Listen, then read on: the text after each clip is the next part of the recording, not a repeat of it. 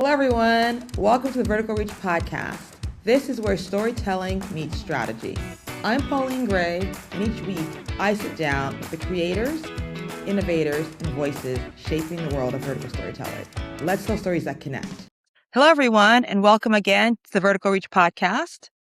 As any athlete knows, the vertical reach is your highest possible potential when you extend yourself as much as possible. You extend upward, both physically, professionally, and emotionally. It's as much of a mental shift as a physical shift.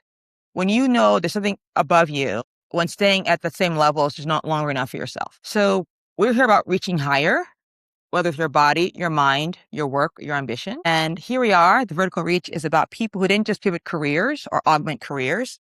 They changed altitude altogether. This season focuses on filmmakers and creators entering the brave new vertical microdrama space, usually as part of a large integration or reinvention of the self or their profession. So my goal here is to document the blow-by-blow, real transitions of people's lives, not this polished hindsight. These are news flashes, not biographies. And today in the podcast, we have incredible producer, multi-hyphenate. I'm going to let him delve more into his different titles. Austin Herring, he's CEO of Snow Story Productions, which is the largest vertical-focused production company in North America. They're responsible for some of the biggest hits across multiple apps. Austin himself has directed, written, line-produced, edited, and EP'd dozens of vertical microdramas. And I'd say I've been tracking him for quite some time, admiring from afar. And he's definitely the amazing thought leader that I've always wanting to meet. So let's turn it over to Austin and see what he has to say, kind of give a broad strokes of his evolution and where Snow Story started and where it's headed. And go ahead, take it away, Austin. Well, first off, thank you for that wonderful introduction. And I did not know that about the term vertical reach. I think that that's really cool. I have to admit, I'm not much of a sports person, though I am very tall. So for my whole life, everybody has assumed that I play sports and asked me if I play sports. And the answer is nope. I don't know a basketball from a baseball, probably. But I think that that's really cool, that concept, the attempt to go further, to reach higher than where you're currently at. And it's been something that I've certainly been focused on my whole career. And I think that that's an awesome title for a podcast. And bravo to you for coming up with that. That's a cool concept. Thank you so much, Austin. Yeah, myself included, I always say I can usually recognize the sport, but I can never tell you what is occurring. But as a storyteller, we're both storytellers, I've only seen one football game in my entire life. And that game was about probably 10 years ago. Please don't put these in the comments. But it was when the Patriots were down by like 25 points to, was it the Saints or the Rams? Oh, Lord knows what. I'll correct it in the show notes. But I was watching with some friends at a restaurant, and as a storyteller, I got so caught up in it. It was such this like comeback story, underdog, the stakes are high. And so at the end of the game, when the Patriots came back from like 20 some whatever points there on football down to win, I was in tears. So yes, we're similar that way. We're not athletes. We're film athletes. Yes. So tell me about Snow Story, and were you kind of staying up late one night, or were you in film school, or when did you decide to just go your own way, or what was that moment? Yeah, well, it depends on how far back you want to go, because the origins, well, you know what? Basically, I moved out to LA many moons ago, and was freelancing essentially from the time that I got here. Started, I was a director and started kind of freelance directing, freelance producing, little videos here and there, little smaller commercials, stuff like that. And eventually got Disney as a client, had to incorporate, and took the name Snow Story because of, me and a buddy of mine back in college had called our little film studio that wasn't really a film studio. We'd called it Snow Stories after an accidental film that we had made that kickstarted the film bug, where we started making little short films together. So I kept that as the name of the company. So Snow Story really started with doing a bunch of little on-air promos that are effectively commercials. It's just a smaller type of commercials for Disney. And then obviously you start working for Disney and you end up working for a bunch of other companies along the way. And did that for, gosh, what must have been like 7, 8 years before I ever heard the term vertical microdrama. And we got reached out to by somebody over at Real Short. And, I don't think at the time verticals was even a term. I certainly hadn't heard it. It wasn't until we'd been doing it for like, I don't know, 6 months maybe that I heard, oh, people are calling these verticals. And I was like, oh, that works. I guess that makes sense. But we got involved in vertical microdramas right around the end of 2023. We didn't get into production until the very beginning of 2024. So my impression is we were one of the early people to jump in to the industry, and certainly one of the first production companies that had done like big work for big clients, worked with big name talent like The Rock and Tom Holland and Zendaya and so forth and so on. And at first, everybody was like, "What is this thing? How are we supposed to Get make out a of whole here. movie in like 2 weeks with this much money? That's not possible." And the truth is, on the first three, I tell people all the time, we lost money on the first three that we did until we kind of figured out the mixture.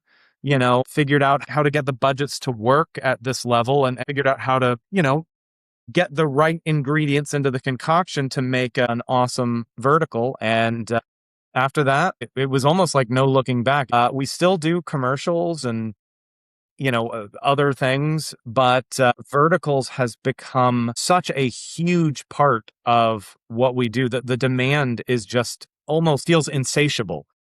Mm-mm. That it feels like we're a vertical production company that happens to do commercials and photo shoots and stuff like that instead of like a commercial production company that also kind of does verticals on the side. It's become consuming in what we do. So get that. And I'm curious, when you say you kind of were sort of assembling the right Tetris puzzle, I always have my producer hat on.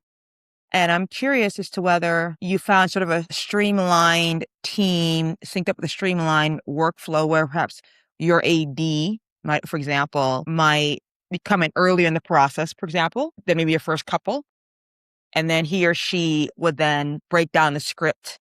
Or I'm just kind of curious how, like, between that sort of AD scheduling world blended with the creative world, then with perhaps, did you then decide, okay, we're going to have one huge location, light it once, or at least prep it once, and then we're going to shoot all downstairs, bedroom, bedroom, kitchen, kitchen, and then go upstairs, or I mean, just kind of like, how did you kind of sync it all up? I'm curious. Well, yeah, it was very much a learning process, especially on the first one, but all of the first several, we initially got hired for an order of three. So in my head, it's easy to say like, okay, so there were those three, and that was kind of our learning curve. But the learning definitely extended past that and on into current. Like we're still figuring out how to streamline the process a little better, how to do things a little more economically, a little more efficiently, adjusting the mixture lightly as we go, especially as we move to different markets, like Charlotte and Atlanta and London, all these other places that we're shooting and looking to be shooting in additional locations beyond that in the future. For the first one, for example, we had like a production coordinator or a production manager in addition to the producer. And that just had to go. There's no room for that. There's a lot of like prep and stuff that we just are like, okay, no, we know the system, so we don't need that prep. And other places where we're like, ooh, actually, we do need to prep a little bit more on that front. I'll say on the very first one that we did, we shot it one camera. We didn't which is insane to think about nowadays. A lot of But coverage, we still did. a lot of coverage. Wow. It is, and we were shooting very fast in order to make it work with one camera. But after that first one, we were like, okay, guys, we're just switching to two cameras. That this just doesn't make Period. sense. Yeah. So that's been the system. Is little adjustments here and there. Oh, okay, we need a little more prep on that. We need a little less prep on this. Actually, maybe we don't need that position, but we do need this other position that we were totally neglecting because in trying, like I said, we were used to, when we did that first one, we were used to the kind of budget that you have for a vertical was the kind of budget that I was used to having for a 1 day, commercial shoot. And normally we had a higher budget than that. That was like a low budget commercial. And now we had to figure out how to make that work for 7, 8, 9 days sometimes. So it was wild. And it was a lot of little minutia that I'm happy to get into, but a lot of things adjusted. I love that. I mean, I think maybe down the road we'll have you in for a little mini masterclass of just that. I mean, I remember when I was on the producing side, I think probably my first commercial was for, I forget the product. We're shooting it in a school here in LA. And our budget for the one day was $100,000, period. And as a major production company, and we went over, and not by much, but we knew going in with the EP's company, we're going to go over. And they're like, yeah, it's good. Don't worry. We have the cushion. He's a new director. We bought into this expenditure. We only went over like 5,000, but still, which for vertical shoot is like 10% of the budget. So see, I'm always amazed by like how much can be done. And when I first started working in industry, it's for Saban Entertainment, mind you, for like the Power Rangers, and the line producers then said there are three most important parts of making a film: the prep, the shooting, and the post. The prep will always be the most important. And at that time, I had no idea. So we'll wax into our little masterclass, a vertical filmmaking masterclass, another session. So let me ask you this. What do you feel carried over, though, from like the Disney brands, the major, huge brands that just kind of had, the deep pockets and the deep demands as well, mind you? Well, that was something that was shocking to me at first about the vertical industry is the demand.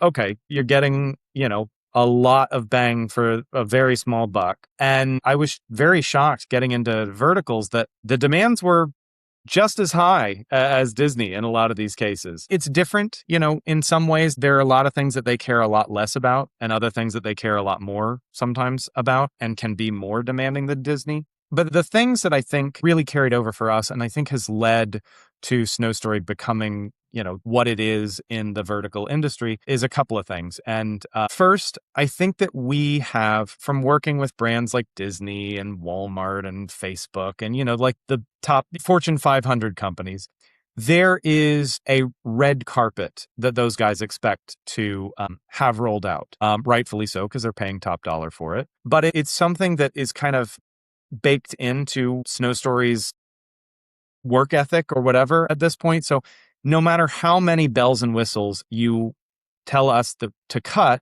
we still have a little bit of that white glove approach that comes from having worked with some of these big clients with big demands that expect a certain way of handling things. So as celebrities are entering the microdrama space, we're better equipped to handle some of that type of stuff because we're used to dealing with celebrities. As big clients come on set that expect things to go a certain way, they have those expectations met with Snow Story. And I think that has been a major strength of ours, is just the atmosphere on the set of a Snow Story production. I have heard, because I haven't been on any non-Snow Story sets, but I have heard from a lot of our clients, from a lot of the actors, that there's a difference in a Snow Story set. And I think a lot of that comes from just our experience with handling those kind of VIP clients and talent and so forth.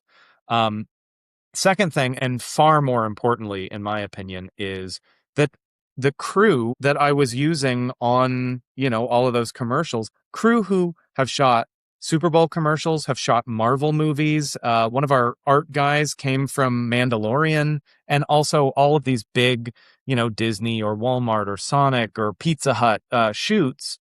They're all the same team. So as opposed to a lot of vertical teams out there that are just kind of like college kids running around with cameras or, like not very experienced people. And I don't mean that in a derogatory or bad way, because I think that they're doing excellent work. I think that it's awesome. I'm excited that this is an industry that has allowed a lot of new people to come up. And a lot of Snow Story is now new people that have come up, but trained by and under the guidance of people that have had a lot of experience working on really big stuff.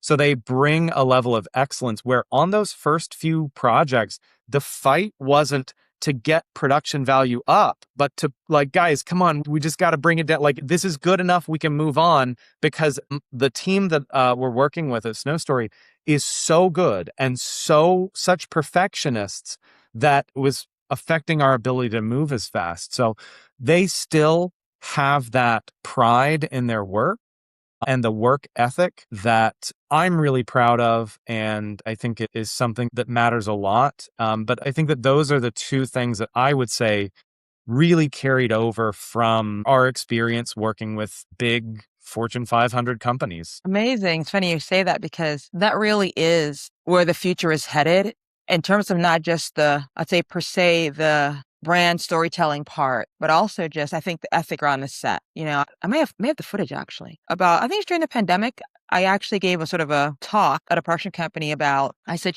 most directors are incredibly good at booking the commercial. And just so you know, I say it's because I'm a pitch writer as well. I've been writing pitches for about 15 years for directors. So I know the whole drill, my companies get you awarded. That's what it's actually called. And so I said what I've seen, but I also work on set doing continuity. So I've seen the process, and the boards come in, write the treatment, get the visuals, book the job, the whole chain of command, and chain of conveyor belt, I should say. And I said, one thing I see that sets apart working steady companies and directors and the one-offs or the two-offs is that the one-offs know how to get a job. The multiple-offs know how to get a client. And for example, one thing I said, what's really amazing to me is that many directors will get on the conference call and really romance the client with their interpretation of, okay, fine, what I wrote, basically. But then as soon as they get to the set, they're so concerned with getting that first shot off that they ignore the client altogether. And it's as though you went all this trouble to invite these people to your party, and now you're ignoring them. So I said the ones who really change the game are the ones who nurture a long-standing, accommodating, they bring the creative director and they say, okay, the copies, it's ongoing romantic relationship. It's not a one-night stand, I guess, for lack of a better allegory. But I'm so curious now, what was for you, perhaps aside from, micro budget, what else surprised you about the microdrama world? There have been so many surprises along the way. I feel like I am still learning about verticals and what makes them work and what doesn't work. What's really been exciting about verticals in general is, and having worked on as many of them as I have, it feels like me and a handful of other people that I'm constantly communicating with that are part of the team or not even a part of Snow Story, but are other major players in the industry. It feels like we're charting a new frontier. It feels like this is totally new territory and we are figuring it out as we go along. And it's exhausting, but it's also a lot of fun and it's really rewarding because I tell people all the time, I think that this is the biggest fundamental shift in the film industry since silent films turned into talkies. That is what we're seeing. It is bigger. It is similar to the shift from movie theaters to people having a TV at their home, and the way that television fundamentally changed the type of content that people are watching. Because, in a movie, we're used to 2 hours, maybe it's 3.5 sometimes now if it's some big epic, or as little as... Yeah, exactly. But then on TV, you get these 30-minute or an hour long shows. It's a totally different format because we're watching for a different reason when you watch on TV than you are when you're going to a movie theater. And I think phones are fundamentally even more different from TV and movies than TV was from film. I think that we're going to see this format transform. I think it's clearly here to stay at this point. People just want to watch content on their phone, but they want to watch a different type of content on their phone than they do on a big IMAX screen. Nobody wants to watch The Odyssey on their phone. That's designed for a movie theater. You know what I mean? Or at worst, your nice big TV in your living room with all the lights turned out and the volume turned up and a big bowl of popcorn in your lap. What people are watching on their phone, they're watching in line at, where they're grabbing dinner real quick, or at the bus station, or on their smoke break at work, or sometimes while they're sitting on the toilet. It's just, I've got a couple of minutes to kill and I'm going to check in on this story that I was really enjoying. Or maybe I get home and I'm so drawn into it that I'm going to binge the rest of it, but it's different than the thing that you sit down and watch on your TV. And so we're all kind of figuring out the format. And that's been a huge learning curve for me. At the beginning, I can tell you, and I've told a lot of people, I was so baffled by the kinds of things that people wanted to watch. We would make one that I thought was really great, and then it would bomb. And I would be like, I don't understand. Like, why is this one that's really good bombing? Nobody's watching it. And then we'd make one that I thought was terrible, and it would blow up huge. Absolutely huge. And I was like, okay, are people like hate watching these? Like, is it literally the bad ones do good and the good ones do bad? But then sometimes ones that I did believe in would do extremely well, and ones that I thought, well, this one sucks, would do poorly. So I was like, now I don't understand. There's no method to the madness, but I feel like as time has gone on and I've seen more of these, I've made more of these, I've been involved in more processes to see how the sausage is made a little bit more. I feel like I get it a lot better than I did in the early days. And it's been phenomenally eye-opening, but that it all leads back to what I was talking about. It feels like we're figuring out the rules as we go. Like we're accidentally making some good ones and we go, okay, well, why did that work? Okay, how do we replicate the things? How do we identify the things that cause that to work? And how do we replicate that? And this one over here, why didn't it work? How do we identify those places and those pieces that made it not work? And how do we replicate that? So that's been a huge learning curve. And has been, for me, the biggest thing, the biggest, most eye-opening thing, it has been just what works and what doesn't, because it is totally different from movies and television. God, that's two different directions. I was having a conversation the other day. I was actually at an art opening, but talking about the vertical world. And yeah, verticals are kind of like the B-side hit phenomenon. It's like, you just never know. And then, like you're saying, you never know because, like, for example, there are a couple of songs I've discovered over the years were the B-side. Like, for example, I Will Survive was the B-side. I Will Survive was a B-side? I Will Survive. Oh, I that's did a lot. not. Yeah, I did not know that. B-side hit. Another B-side, crazy B-side hit. Guess what? Guess which one? Queen song. B-side, guess. Bohemian Rhapsody? Nope. No. We Are the Champions. Was that Nope. the B-side to Nope. Queen? What Queen song that was a We B-side? We will rock you. We B-side. Will Rock You was a B-side hit. B-side hit. Wow. So you never know. I mean, yeah. And also I'm curious too, without acting too philosophical, you just really kind of tracked us through sort of the emergence of cinema from like Lumiere brothers pretty much to Steve Jobs and TikTok. But what I'm curious about though is this sort of individualizing shrinking of the viewing experience, right? Like one of my editor friends talked about how in a lot of Asian countries now, their apartments tend to come furnished, period, in Asia. But quite often, there's no longer a television put in there because everyone knows going to actually watch the television. They're going to watch their phone. And I think I heard this too, that even what's getting put in there is a vertical TV screen, not a horizontal TV screen in Asia. Wow. I did not know that. And then the Philippines. You know what that reminds me of is how many people do you know that have a landline telephone anymore? And I remember hearing that. I landline phone. I have the numbers, but not the actual device. Yeah. Yeah. Well, and that's the thing is, I remember hearing growing up, like I probably when I was in high school or something, that like in Europe they don't even have home phones. Everybody just use cell phones, and I was like, they were brick. Yeah.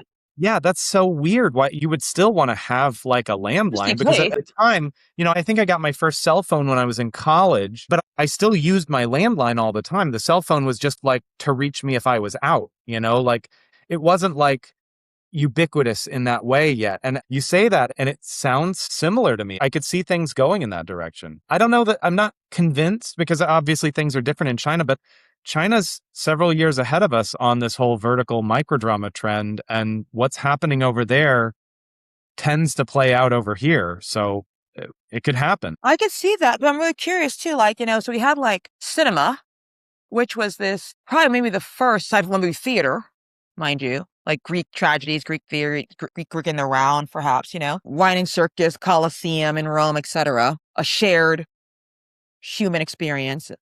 Then you had leapfrog cinema movies where everyone was laughing at the same time or crying at the same time, or having the same cathartic journey, right? Then you had television, which, when MASH had the season finale, who shot JR? Seminal moments, Luke and Laura, which you would talk about this shared experience. Even up until, I'd say, must-see TV, Friends, Friends, Frasier, Cheers.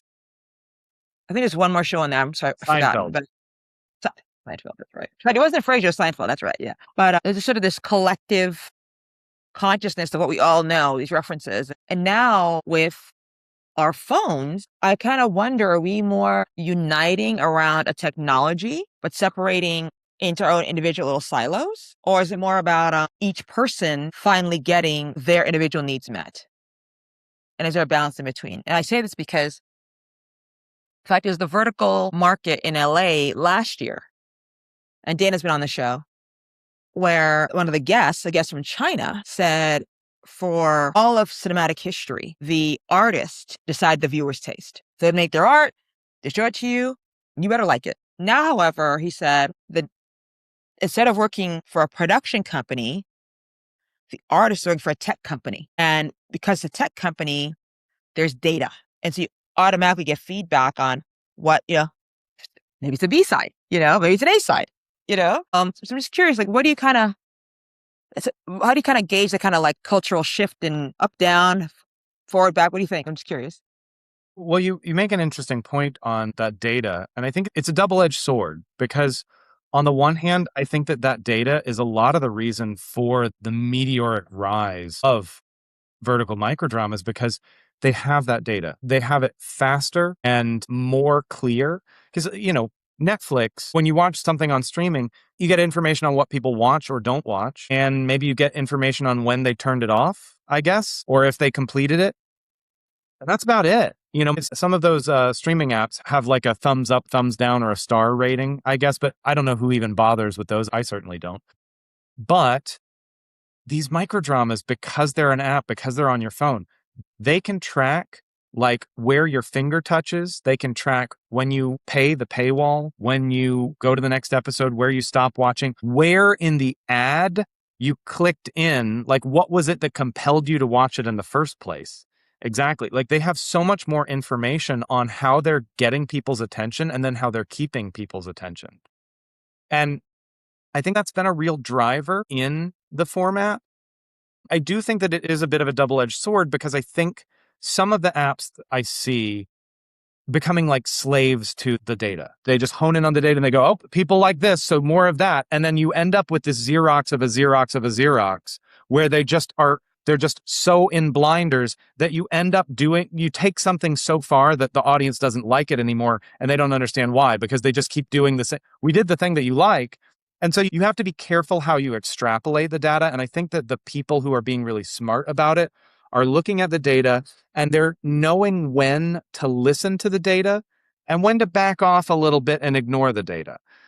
So you do have to be careful, but the fact that they have the data makes it so much more powerful. And those apps, they're much more business minded than Hollywood. And I think that is a strength. Hollywood is, everybody kind of makes the assumption that the problem with Hollywood is that the money people are in charge and the artists don't get to do their art. And I actually think that it's a pendulum that swings both ways and stuff. And in the past, maybe it's gone this way or that way. But I think for a while, for the last, I don't know how long, but for a while, the artists have been a little bit more in control of Hollywood. And I think that that's led to some of the problems that we're seeing in Hollywood. And the fact that the business people, as opposed to the artists, are running the show for vertical microdramas is a lot of what's led. Because the business people are like, great, just give people what they want. People want candy, give them candy. We don't care as long as they buy it, Yeah. Whereas the artists are over here going, you're a dentist. And don't get me wrong, there needs to be a balance. I've always been an advocate for the show business will only work if it is a symbiotic relationship between the artists and the business people. That's the way to make it work. And when it's out of alignment in either direction, it causes problems. So I think that maybe Hollywood swung a little bit this way. The microdrama world is probably swinging a little bit this way. And hopefully we kind of end up back in the middle again. Back, because I don't know about you, but when I was younger, we had all these mid-budget movies that like people loved. They were dumb fun, but they had artistic merit, And I feel like nowadays you either get your like art house, Oscar bait, amazing film, or you get dumb popcorn movies that don't have a lot of artistic merit. And you don't get stuff like Indiana Jones, like Terminator, that are just dumb fun, but they have artistic merit. Those are excellent movies. Jurassic Park is a perfect example. Nobody would say that that is not just a dumb, fun movie. Jurassic Park is one of the most fun movies of all time. It is also a brilliantly crafted movie that no one would ever say is just a dumb, fun movie. And I hope that what we're seeing with vertical microdramas is Hollywood went a little too artsy. They're making artsy stuff that audiences are, we just want our candy. And so in comes the microdramas and people are like, oh, great, candy. And I'm hoping that we see things, come back a little bit center. And, knowing how small these budgets are, my hope the budget climbs up a little bit, but comes down from how crazy expensive Hollywood has been up until now. And we find a place again for those mid-budget movies where artists can take some risks and be creative, but within the wheelhouse of giving audiences what they actually want to watch. And now I only answered part of your question, so I'll scale back and talk about like the kind of shared experience and how I see that. I will say one of the things that I have been telling our writers over and over and over is stop trying to give this broad appeal to verticals because it's a very personalized experience. When I go to the movies, I have to pick a movie that I want to watch, but also my wife wants to watch. And sometimes also that my kids want to watch or that my friends want to watch. So for movies and for TV shows, same thing. My dinner's ready. My wife's dinner is ready. We're ready to watch a TV show. And I might be like, ooh, I want to watch this one. But my wife's like, no, can we just watch this one? And I'm like, no, please, not another period set in England murder mystery. Can we watch anything other than a period set in England murder mystery? Because it's all my wife wants to watch. No offense to her. Is she British? Watch a lot of them. Huh? You British? She is not British, but she wishes she was, I think, is the actual answer. No, she Bridgerton, Downton Abbey, Peaky Blinders, whatnot. Downton Abbey much more than Bridgerton, though she does like Bridgerton. Peaky Blinders? But really, those like Poirot era murder mysteries and Mrs. Marple and like stuff like that is so her jam. So what we do is we meet in the middle and we find something that appeals to both of us, right? And that's what TV and movies have been built on is what is it that is going to appeal to the male audience, but also the female audience? What's going to appeal to the people that want action, but also the people that want a little bit of romance, or the people that want sci-fi, but they also want a little bit of comedy, so that we're mixing some of these things so that we have a little bit more broad of an appeal.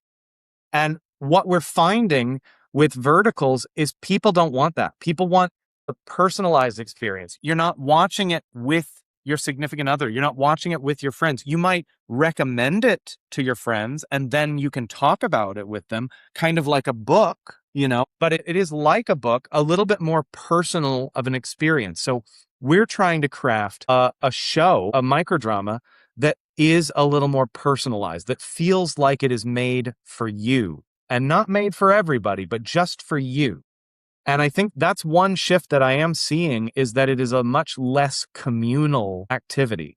But in doing so, in making something that is personalized for just one person, obviously, there's a lot of people that will appeal to. It is ideally going to have a big, broad appeal, but with a narrow focus, if that makes sense. Makes perfect sense. And it's funny you say Jurassic Park in this context, because I think it's quite apropos, because I always have my standard favorite lines in all of cinema. So for example, for A Few Good Men, you want the truth? You can't handle the truth. But with regard to Jurassic Park and the shift in the industry now, do you recall when the Mad Doctor tells Jeff Goldblum the dinosaurs cannot replicate, they're all sterile, there's no way. And then Jeff Life, Goldblum, finds a way. Yeah. yeah, Jeff Goldblum says, life finds a way. Life will always find a way to replicate itself. And I feel like that's what's happening in filmmaking. There's so many filmmakers, like myself, for example. I was in a conversation with someone in their early 30s, and this person has started their own production company, fresh out of Yale, started a company, huge accounts, very successful. And I had written his campaigns. And he said, Pauline, why are you working for me? Why did you have your own production company? Here's the thing. I said, you have to realize that when I started in the industry, 1 second of film cost $3,000, soup to nuts. I mean, 1,000-foot magazine was $1,000, period, dollar a foot. Dollar a foot. Then you had to process it, 35 cents a foot at Photocam. Then you had to color it, cut a deal for that. So here you are, 1 second later, you said $3,000, Meanwhile, this EP, I said, meanwhile, you spent $600 and you have a film. And so I said, for me, really, it's about my mindset is about, ordering the film and getting cans, bags, and cores for the darkroom, and now realizing I can just use my phone. So I'm quick shifting into my own creativity now, but, to your point, there's a balancing because there's a democratization of the industry, and I love that. I've seen it happen right in front of me, and it's very enlightening. It's very happy, makes me very happy. So let me ask you this. Austin, tell me, what is your next swipe up in the vertical world? Well, unfortunately, I can't talk too much about upcoming projects because I'm NDA'd up and I take that very seriously. And so I try to only talk about things that have already come out or that I know that I have a green light to talk about. I can say that there are very exciting things on the horizon for verticals, for microdramas, and for Snow Story, and for me that I'm very excited for everybody to find out about as they unfold. But gosh, the things that we have been working on for the past few months and that I know are coming up in the next several months are very, very exciting. I'm trying to think of if there's any little morsels that I can give you, but we are bringing new things to the table, I guess that I will say. You're going to see things that nobody has done yet coming from us and from others. And I think it's an exciting place. I think that I like to tell people that 2023, when we first got approached about verticals, was the year that no one had heard about verticals. We hadn't heard about again, like I said, I don't think that the term vertical existed yet. 2024 felt like the year that we were explaining to people what they were. This is what this is. I remember when we were casting our first few verticals, everybody thought we were doing porn. They were reading these scenes and they were like, what is this? No, I'm not. Is this porn? And we were like, no, dog in here? I promise it's not porn. It's all imagined female gaze. We're not yes, a lot of, sexual things happen, but we're shooting it in a nicer way. This is not going to be like that. And we constantly had to explain that over and over and over because nobody knew what it was. It was brand new to everyone. 2025 felt like the year that everybody knew what this was. And all of a sudden, the big Hollywood play, all of a sudden everybody was like, wait a minute, what is this thing? Everybody perked up in 2025. And in 2025, I was so all right, this is it. It's all about to happen. It's crazy. And Hollywood moves slow, corporations move slow. It's all kind of been at a glacial pace, but 2026 has been the year that things are happening. All those people that sat up and took notice in 2025, they are moving in 2026. And I think that this has been the year that I have seen all kinds of crazy things happen, new things in the industry, big players entering the field. I mean, I know it's public knowledge that Issa Rae and Taye Diggs and Jet Li are all doing vertical. Yeah, Jet Li. I saw that news. Yeah, I'm not making it up. I promise. This she said. I think that he's doing one over in China, though. I think that that's why it's not as mainstream as Taye Diggs and Issa Rae. So Jet Li, because of course I go to the space in my head, right? He's gonna have this much frame to do a kick, right? Am I right? It'll probably have to be a high kick, huh? He's I gonna guess. start And stretching. that's the thing. He's gonna stretch it. There are cool stunts that will work in a vertical frame. Imagine that, like, that in Goldeneye, the dam jump that he does at the very beginning of the movie. He jumps off the Okay. dam. Remember? And then when the plane falls off right after that same sequence, when he's flying the plane and it drops straight down before he gets it to go. There are a lot of cool stunts that really work better in a vertical frame. It's just going to be about people rethinking how to do action and stunts in a vertical frame and what looks better and what works better.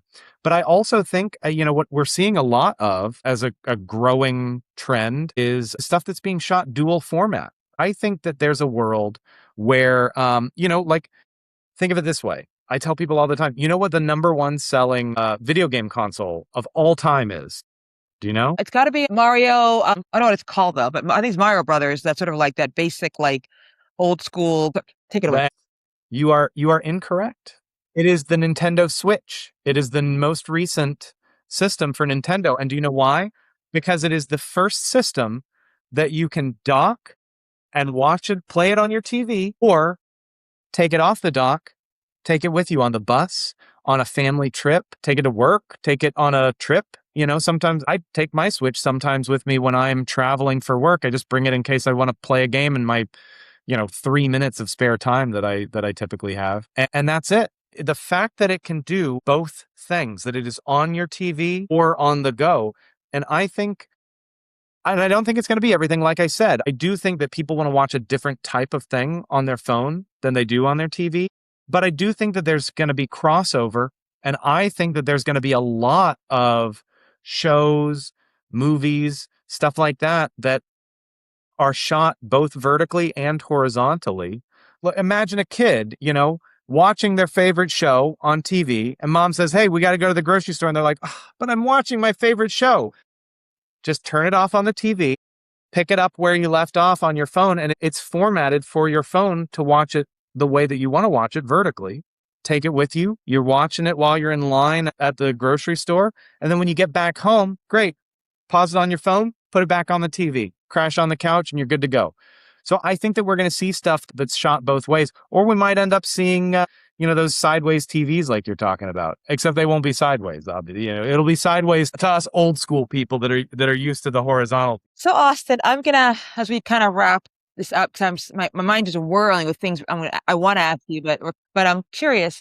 There's one section I do in every episode, circling back to this whole vertical reach concept, and it's what I call the permission slip moment. The permission slip moment, essentially, I believe that pretty much in this business, particularly, but in life in general, we ourselves might not have a comfort zone per se. I do find that there's a zone in which those around us may feel most comfortable us being in. And that may then lead to us being married to idea of the self itself. That maybe is as well externally driven and motivated. It may actually reflect who we really want to be inside. So for example, for myself, sidebar, one of my dreams is to become a stand-up comedian. I'm working on material and that's how it started, but I got to pay the rent, right? So I am curious, can Austin Herring now, in his own handwriting, because people still do cursive, give our audience a blank permission slip to do what they want to do next, what they're itching to do, they're shedding their skin. What is your sort of coaching for the vertical reach? So how to do that thing that you want to do instead of being stuck doing the thing that you are doing. Well, you feel you have to keep doing. Yeah. Yeah. Gosh, that's a tough one. I'll do my best, but I don't feel like I'm an expert on that. I think you got to work hard. You got to work a lot harder than you think that you have to work. However hard you're working, imagine there's a ladder, right? And the only way to climb up that ladder is to just keep climbing up the ladder. And the higher you get, the more gravity is pulling you down, the scarier the height is, but you just have to keep on climbing. And the easiest thing to do is to rest where you're at. And once you're there, you can rest. And I feel like that's what happens to a lot of people is they go, okay, this is good. I'm content here. I wish that I was higher, but I'm just going to chill out on the ladder. And the only way to go is up, and it is hard to go up. And so what that means, if that means you're already in the film industry or you're already in the industry that you want to be in, but you're not where you want to be in that industry, you got to work harder. And it may seem like, well, how is that even possible? I don't know. Like, I'm already working all of the time, and I promise you're not, or you would still be moving up. And each level, you have to work even harder. You are going to be working harder than you thought you could. And then you're going to be like, whew, all right, that was tough, but I'm still not where I want to be. Well, there's still harder that you can be going. And that's it. That's the only really advice that I have on the subject is just, you got to work harder. And that's whether you're in where you want to be, but you want to climb higher, or, if you've got that 9-to-5 job or just that job waiting tables or delivering pizzas, you got to spend those weekends, those hours off trying to break into the place that you want to be in. Or nobody's going to pick up their phone and call you and invite you to do your dream job. You have to prove to them that you can do it before anybody will ever call you. That's the best I got. I don't know. I love it. I'll let you know if I get there, or I would love to hear somebody else's advice on it. Well, I probably have a collection of them. I should put together like a little clip reel. I think I've got it for a number of mission slip moments in my podcast bank now. I'll edit them together. It's a good point too, though. Honestly, a lot of times I work all the time, as you may know. And if I'm not on one project, I'm on 12, Exactly. And it's easy to forget because, no matter what you do, it becomes a grind. And I constantly have to remind myself that I am doing the thing that I dreamed of doing when I was a kid. And I'm doing exactly what I want to be doing. And however hard it is, and I wish that I made more money and worked less and whatever, like I do have my own dream job. And I should be more thankful and more appreciative of the fact that I do get to do that. And thank you for reminding me, I guess. Amazing. So everyone, remember, they're still harder. And we're going to wrap up. And to my amazing fans and listeners, and now I'm sure many, many new fans of Austin, remember, whether you're building something new or becoming someone new, this is your vertical reach. And always keep swiping up. Thanks, guys. Bye. Thank you, Austin. Thank you for listening to this episode of the Vertical Reach podcast. If you enjoyed the conversation, make sure to subscribe so you never miss an episode. And if it sparked something for you, please share it with a fellow storyteller. Until next time, let's tell stories that connect.